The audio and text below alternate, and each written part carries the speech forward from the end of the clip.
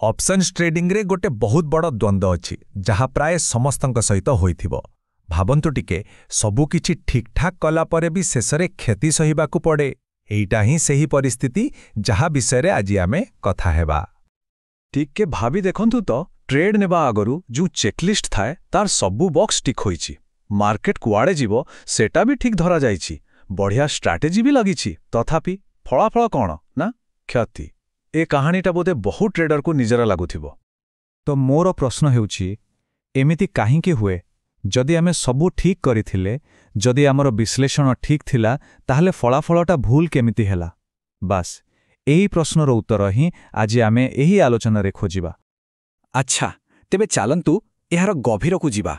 एबे आमे सही तीनोटी मुख्य बा कहि परिबा अदृश्य शक्ति विषय जानिबा जहा सबुबेले ऑप्शन बायरनक विरोध रे काम करुथाए। आउ सेथि पई तो केवल मार्केट रो दिग ठीक भाबी देले काम सरेनी। तो एमाने हेले सही तीनी साइलेंट किलर बा नीरव घातक। प्रथमे थीटा, तापरे एम्प्लाइड वॉलेटिलिटी बा आईवी आउ शेषरे लिवरेज। प्रत्येक ऑप्शन ट्रेडर को ए तीन जन को भलो भाबे बुझिबाकू पड़िबो। आउ हां टिके सम्मान भी देबाकू पड़िबो। तेबे प्रथमे आसुची थीटा। एहाको एमिति भाबंतु जेमिति एक दैनिक टैक्स। ट्रेड लाभरे जाऊ कि क्षतिरे सेथिरे किछि फरक पड़ेनी। प्रतिदिन एही टैक्सटा प्रीमियम रु किछि ना किछि खाई चलिथिबो। एठी गोटे बड़ पार्थक्य देखिबाकू मिले। स्टॉक ट्रेडिंग रे जेते अपेक्षा करिवे फल सेते मिठा मिली पारे, किंतु ऑप्शन बाइंग रे सही अपेक्षा करिबा ही लाभ को धीरे धीरे कम कर दिए। एमिति हुए जे ट्रेड ठीक दिगरे जिबा बेलकू प्रीमियम रो बड़ भागटे थीटा खाई सारी थाए। आमर द्वितीय शत्रु हेला इम्प्लाइड वॉलेटिलिटी किंबा आईवी। एहाकू बजारर मूड बोली कहि परिबा। जेतेबेले बजाररे भय किंबा उत्साह बढ़ी जाए सेतेबेले आईवी भी बढ़ी जाए। आउ एहा सीधा सड़क ऑप्शन रो दाम को प्रभावित करे। आउ एठी आसे से कुख्यात आईवी क्रश।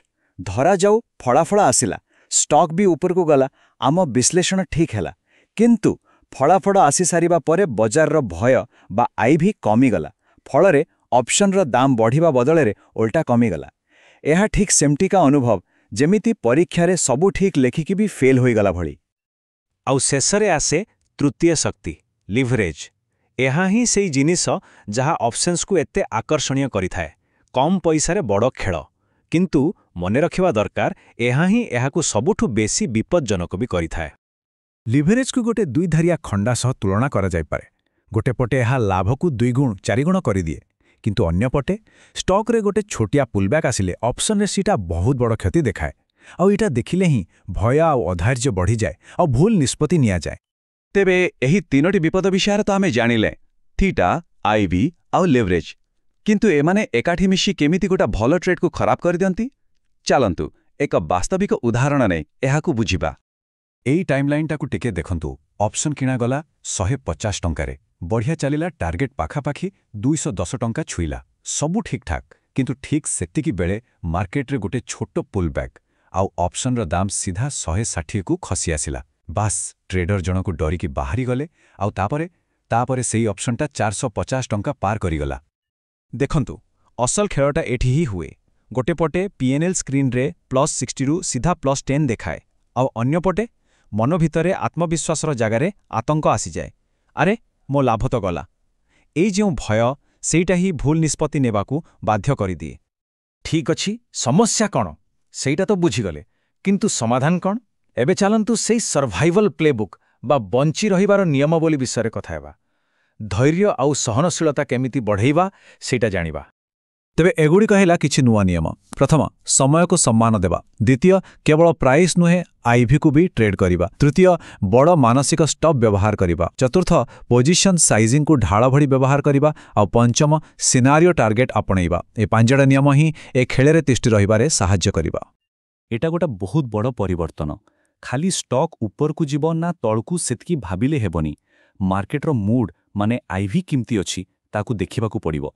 जदि आईवी बहुत बेसी माने बजार रे डर अछि सेतेबेले ऑप्शन सेलिंग कथा भाबी हेबो। आउ जदि आईवी बहुत कम माने बजार शांत अछि सेतेबेले ऑप्शन किनिबा टिके सुरक्षित। एइठी देखंतु केते सुंदर भाबरे देखा जाइछि।